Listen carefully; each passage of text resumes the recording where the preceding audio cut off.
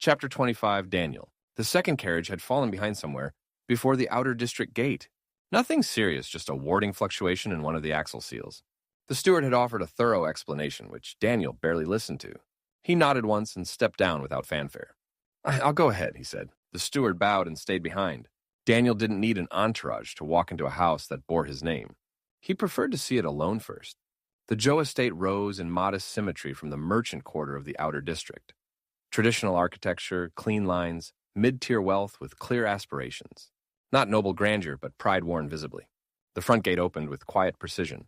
No drums, no staff announcements. Just a house butler in dark robes bowing low with a practiced, neutral smile. "Welcome home, young master." Daniel inclined his head in return. Home. It was a word he still didn't know how to wear, because it wasn't his home. It never had been. His home was a fourth-floor walk-up in San Francisco's Chinatown. God, I hope Mom's okay. Daniel didn't walk straight in. Instead, he turned down a side corridor and found his way to an elevated stone terrace overlooking the back courtyard. He recognized the layout, but only because of Ethan's memories. A strange phenomenon. "It's weird for me, too," Ethan said in the back of his mind. Daniel nodded. No point pretending it wasn't strange. Still, there was something grounding about the rhythm of the place. It was neat, orderly, unpretentious. It reminded him strangely of the back entrance to the old community center where he used to spar. That made it easier to breathe. The crystal pulsed in his pocket again. Imperial blue, state-etched with layered sigil codes embedded in the surface like heat-stamped clearance tags. Daniel pulled it out and turned it over in his palm. "So, no home button," he muttered. "Whoever did the technical design on this is an idiot." "Your mentor designed that." Daniel paused. "It's like trying to combine analog and digital systems without the proper parts." He rolled the crystal between his fingers. "The interface is a disaster. No intuitive controls, poor user feedback, and it heats up like it's trying to fry itself. This is the pinnacle of system design. Now you know why I wanted to change it. You should hear the Imperial Mana technicians talk about this stuff. Typical government tech. Let me guess. They think they're the greatest thing since sliced bread? The typical empire. And why is sliced bread so great? Did your people only recently discover bread or cutting?" Daniel shook his head. "Just don't trigger the long-range alert beacon by accident," Ethan added. "You'll have 3 different clerks yelling at you in 6 dialects." Daniel snorted and whispered the activation phrase. The crystal flared, then hummed as the registry accepted his key. He rolled his eyes. "This thing is insane." "It's Imperial issue," Ethan said. "Originally designed to track generals. Now it's how most of the Empire communicates. And there's this strange phenomenon where commoner girls become really famous. It's odd." "So, influencers are universal," Daniel muttered, "letting private conversations go viral across your empire." "What's an influencer?" Daniel groaned. The verification completed. He pocketed the crystal, adjusted his robes, and looked toward the main entrance. Voices floated in familiar. Claire. Which was odd, considering he hadn't dated her. Claire with her perfect, politically tuned inflection. Claire with just enough charm to dazzle without ever warming the room. His Ethan's mother's voice followed, layered with excitement and pride. Then another voice, too loud, too smooth. Caleb. Daniel rolled his shoulders once. "You think he's ready?" "He thinks he is," Ethan replied. "He's going to perform. Try to reclaim the room." "You're a threat he didn't plan for." Daniel nodded. "Well," he said, "let's ruin his day." "I hope it pleases." "It's lovely," Margaret said quickly. "Thank you, dear." Daniel straightened. That was when he saw Caleb. He hadn't changed physically, still carried himself like a man who believed he had something worth guarding, but his eyes, they glittered with performance. Claire shifted slightly when she saw Daniel. It wasn't surprise. It wasn't welcome, but it was something. She looked at him like she was trying to place him again. "Look who made it," Caleb said, voice smooth and just loud enough to carry. "I was worried House Lee might have forgotten to send someone." Daniel turned his gaze slowly. "Not this time," he said. "Though I hear forgetting can be contagious." The air dipped just a touch. Caleb leaned back and poured himself a cup of wine. Of course, not every marriage makes it past the paperwork. Some pairings are ceremonial, the kind that don't require intimacy. The sisters blinked. Claire's head barely moved, but Daniel saw the tension in her grip. He smiled mildly. Ceremonial bonds are still honored bonds. The strongest walls often begin with clean lines on paper. "That's poetic," Ethan murmured. "But he won't understand the dig." Caleb snorted. Spoken like a man well-versed in getting stopped by walls. Another sip. Claire rose and walked toward her father, setting the teacup in front of him without comment.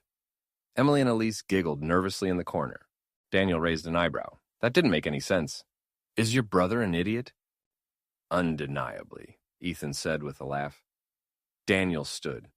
The air of indifference rolled off him like mist from a forbidden mountain. And that, he realized, was why Caleb was fidgeting beneath the surface. The room buzzed with polite noise and the unspoken pressure of a power struggle. Neither side acknowledged outright. But Caleb kept smiling. Too wide, too sharp. He poured more wine, slow and theatrical, like the act itself was a performance. So, Caleb said, as if continuing a private joke, how's it feel, Ethan? Daniel didn't answer. Caleb didn't stop. I mean, I suppose you get your own room, your own projects, your own sword. Very ceremonial, very tidy. But tell me. He leaned forward. Does it get strange? Living in a house where your wife won't even acknowledge you? Daniel's jaw tightened. Claire's fingers froze mid-pour. Caleb pressed on. I mean, Vivian Lee, one of the most beautiful women in the Empire, and she's out there touring provinces while you're stuck polishing scrolls. He smirked. Maybe she's just smart enough to know that cold steel doesn't belong in her bed. Daniel stood. No word, no warning. He didn't posture, he just moved. 3 steps. Direct, fluid. And then he slapped Caleb across the face. Hard, not wild. Not theatrical, just clean, sharp, deliberate. Caleb jerked back, stunned. One hand flew to his cheek, eyes flashing red with sudden rage. The room froze. Claire stiffened but didn't move. The twins gasped. Margaret's hand fluttered near her throat. Robert Joe didn't react yet. He simply watched. Calculating, Caleb's hand dropped to the hilt of his blade. Daniel's followed. He didn't draw, didn't blink, didn't need to. You slapped him? Ethan's voice rang out in his head, tight with disbelief. You slapped our brother? In front of our parents? Now you fight back? Yup. What are you thinking? That I'd like to see what he does next. Wait, you're not even mad? No. I just don't like being tested by amateurs. And everything he said, he's not wrong, per se. Outwardly, Daniel's expression was ice. His posture radiated barely restrained violence. Caleb, brother, Daniel said softly, too softly. I'm only going to say this once. His voice was flat, measured, deadly. You do not speak about my wife in my presence, ever. Not in jest, not in contempt, not even in theory. His eyes didn't waver. You have opinions? Good. Keep them. Lock them in your throat. Swallow them if you must. A heartbeat passed. Then Daniel added, voice just sharp enough to make the tension sing, because if you speak her name again with that tone, you won't be drawing a sword. You'll be digging a grave. Caleb's fingers twitched on the hilt. Daniel didn't move, didn't blink. Internally, he was curious. Would Caleb strike? Would he back down? Was there still enough of Ethan's brother in there to choose sense over pride? You're enjoying this, Ethan muttered. Only a little. Slowly, grudgingly, Caleb's hand fell away from his weapon. He didn't speak. Didn't meet Daniel's eyes. Daniel stepped back half a pace, lifted his hand from the hilt of Chinglin's silence. The moment ended, but the chill it left behind stayed. Caleb stood, fists clenched, jaw tight. I will say what I please. Pop. Daniel thumbed the clasp of Chinglin's silence. The faint click of steel clearing the sheath made everyone jump, and then the door opened. Caleb's hand was still half tensed on the hilt of his sword when the knock sounded, not the polite rap of a steward, not the muted step of a servant. A deep, resonant chime rolled through the estate formal. Regal. The kind of tone that accompanied a state visit, not a family brunch. Low, resonant, formal. Not a servant's announcement, something closer to a ritual. Every conversation died instantly. Daniel turned toward the main doors. He heard them before he saw them. Silver wind flutes, cold and precise, playing a melody that wasn't meant to soothe. It was meant to announce. The doors opened wide. Attendants stepped in first, their robes marked with the Lee crest, formation sharp and silent. Floating trays followed, each one inscribed with layered protection glyphs and bearing chests of tribute. Swords wrapped in beast hide, scrolls sealed in spirit thread, rare coins glinting with imperial crests, vials humming with active mana. and behind them Vivian. Vivian Lee. She didn't just enter, she descended. Her robes were the kind of ceremonial formal that made others look underdressed just by standing near her. Midnight violet, silver crane embroidery, gliding like flight across the hem, spirit glass threads catching the light with every measured step. She moved like law, no hesitation, no apology, just sovereign control. Her posture was flawless, her expression unreadable, her hair braided and pinned with white jade and lunar combs. Her presence hit the room like a falling banner declaration first. Questions never. Daniel didn't breathe. He didn't need to, because no one was looking at him. Not anymore. They were all looking at her. Claire stiffened. The twins forgot to blink. Margaret Jo actually stood like she wasn't sure if she should bow. Even Caleb stepped back, eyes wide, stunned into silence. Of course he's surprised, Daniel thought. She wasn't supposed to come. She wasn't supposed to back me. And yet here she was, his wife, his force of nature. Vivian Lee didn't say a word, didn't even glance at Caleb. Her assistant May stepped forward with flawless timing. Eldest daughter of House Lee. Heir apparent, Lady Vivian Lee comes bearing gifts and acknowledgement on behalf of the patriarch for the hospitality extended to her husband, Ethan Jo. Daniel's name, spoken cleanly, with weight. Vivian stepped forward. She stopped beside him. Not behind, not ahead. Beside. She didn't touch him, didn't smile. But her presence alone sent a message louder than words. She had arrived. With ceremony. With power. With full House Lee authority at her back. And she had shown up for him. Daniel felt the entire room recalibrate. Caleb slowly lowered his wine cup.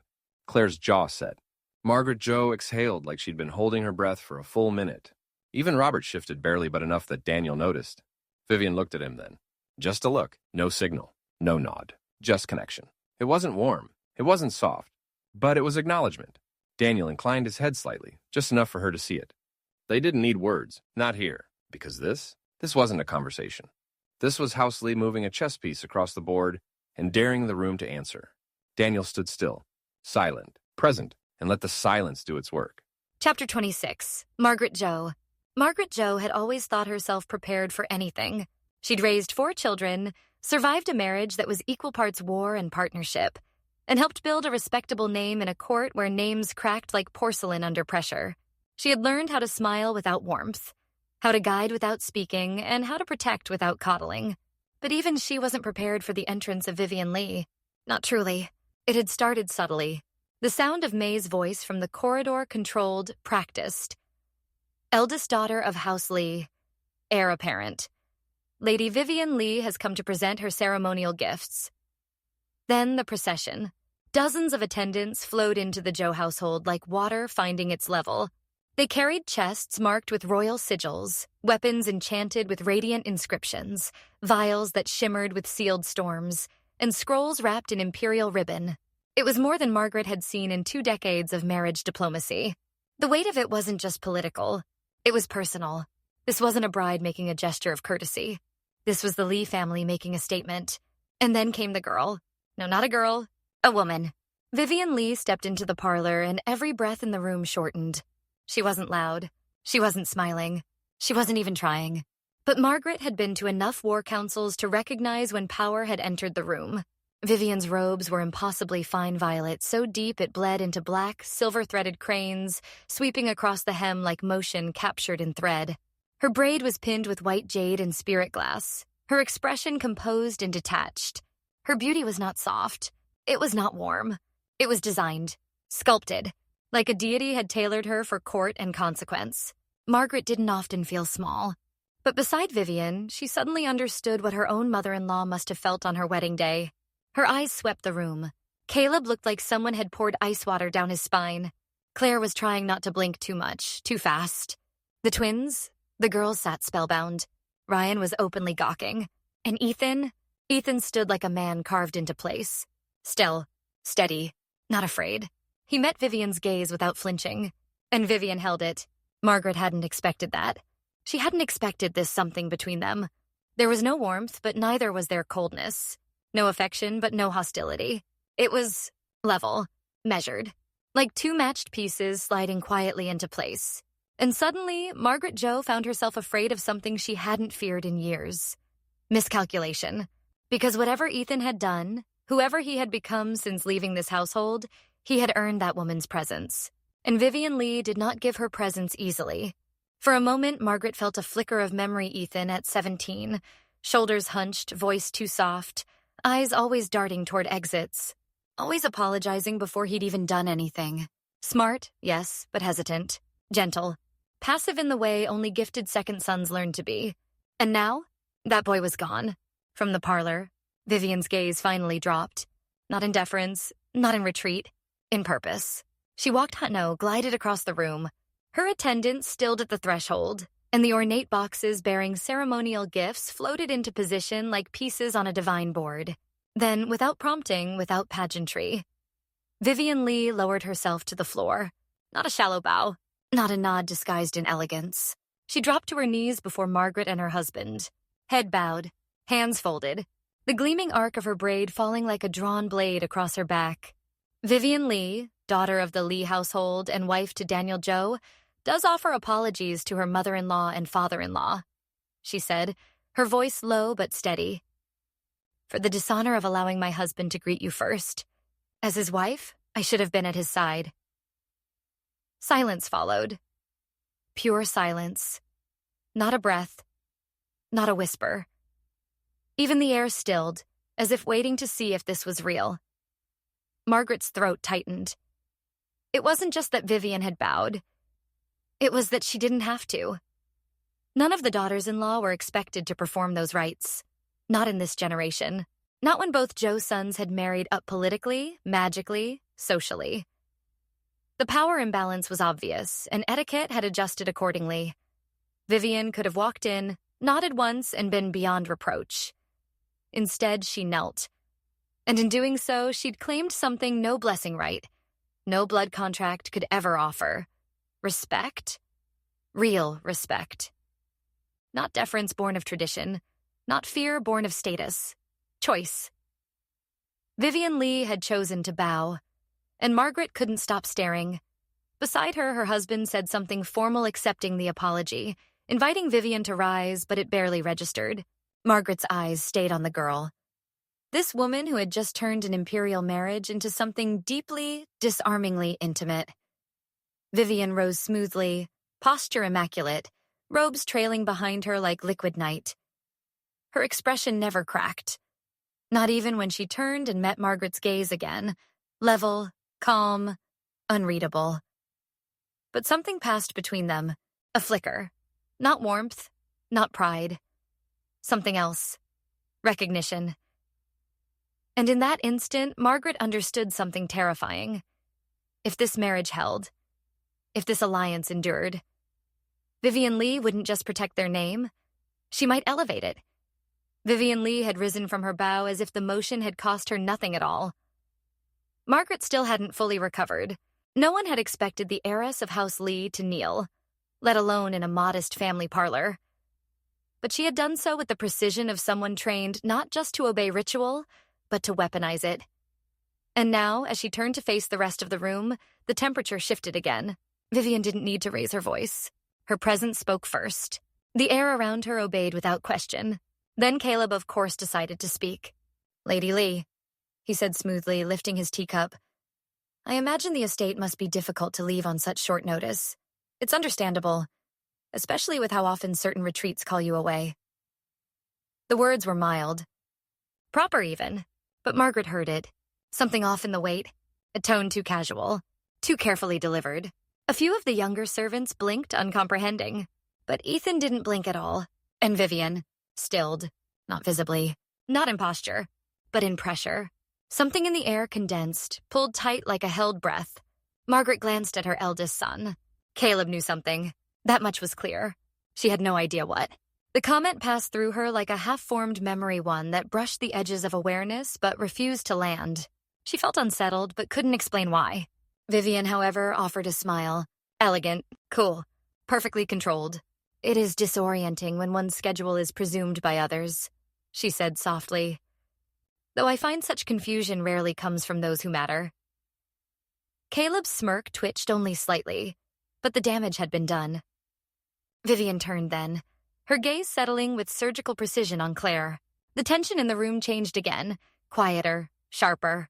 Lady Claire, Vivian said, tone still polite. It must be exhausting, always having to remind others to behave themselves. Still, it's important we lead by example.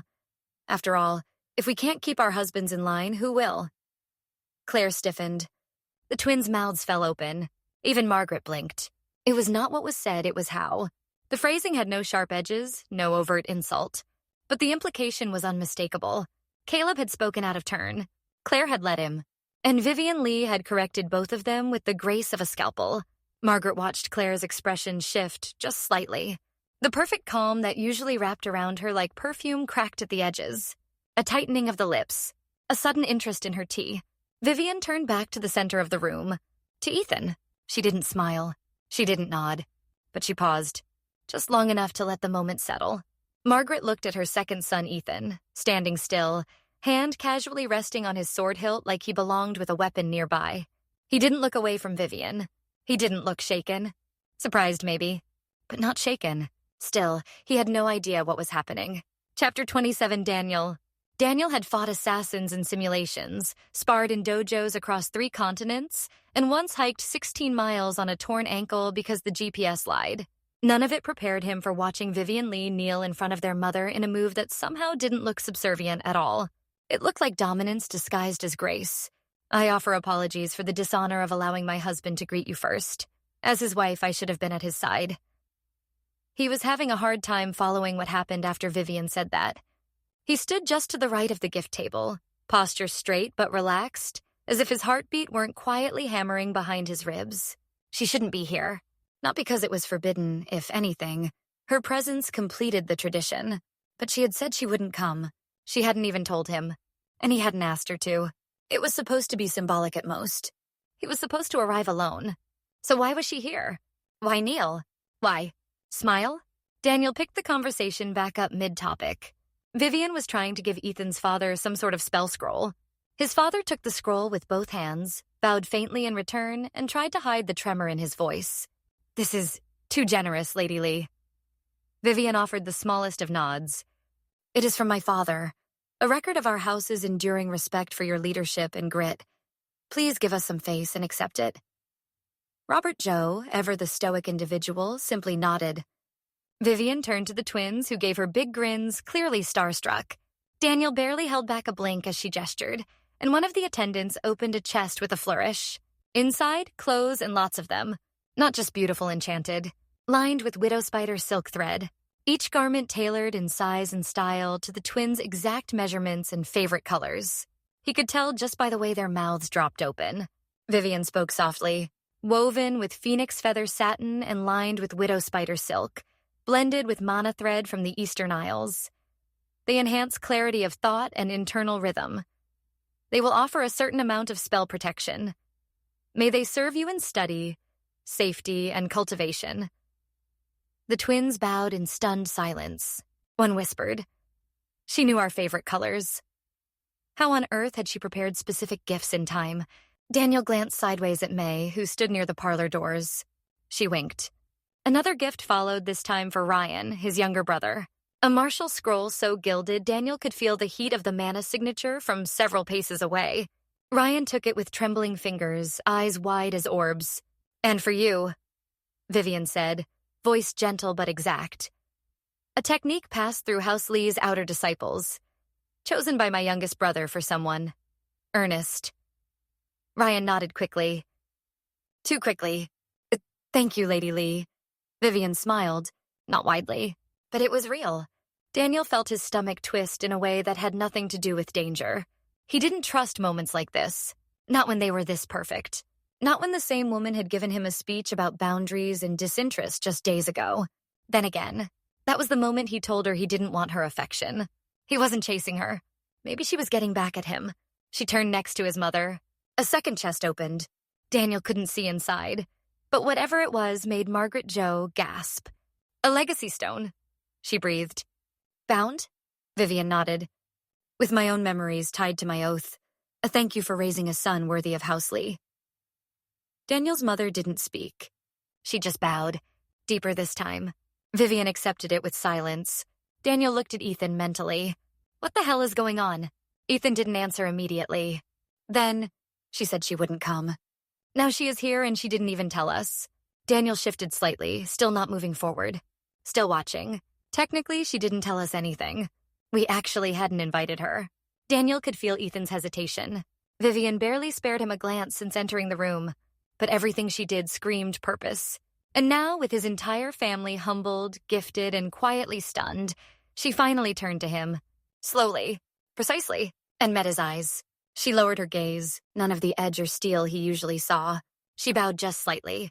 Then she said, soft and composed, "Husband, I am sorry for being late." Then Vivian smiled at him. Just a flicker. Controlled. Elegant. But it hit Daniel like a goddamn manibolt to the chest. His heart didn't just skip, it tripped, stumbled, and almost fell straight out of his ass. Ethan, whispering from somewhere behind his ribs. "She smiled at you. Are you okay?" No, Daniel thought. No, I am not. What the actual Margaret Jo clapped her hands lightly. "Everyone, let's eat. Vivian, dear, you must be starving after such a long trip." The attendants scattered like well-trained shadows, and within seconds, the long lacquered table in the east wing had been set. Roasted duck, 8 treasure rice, dumplings arranged in spirals, lotus root, 3 kinds of tea, some of it traditional, some of it suspiciously high-class like someone had whispered the Lee name in the kitchen and the chefs had panicked. Vivian took the seat beside Margaret without protest. Not just as a gesture of power, but respect. It was a place of honor. Daniel mechanically took the spot beside her. Across from them sat the twins, Ryan and Claire. Caleb was at the far end, sulking. As soon as Vivian's robes settled around her like silk armor, Margaret began the ritual Chinese mother act with the force of a typhoon. Apparently, Chinese mothers were still Chinese mothers, even in a fantasy world in another dimension. And that thought was freaky, but not entirely unwelcome. "Try this, Vivian." A delicate scoop of fish. And this. It's lotus root with plum blossom honey good for circulation. Oh, and the soup we had it made fresh. They said you like clear broths? Vivian somehow received it all with grace. A nod here. A gentle thank you there. She even raised her chopsticks when prompted. She wasn't performing. She was allowing. Daniel didn't know what to do with that. Claire, across the table, was doing her best imitation of a tree trunk. But the way her smile tightened with each new offering made it obvious. She'd expected attention. Deference, even. But no one had saved her a seat next to Margaret. And no one was asking if she'd tried the duck. "This is awkward," Ethan muttered. "Yeah," Daniel agreed. "Do something," Ethan added.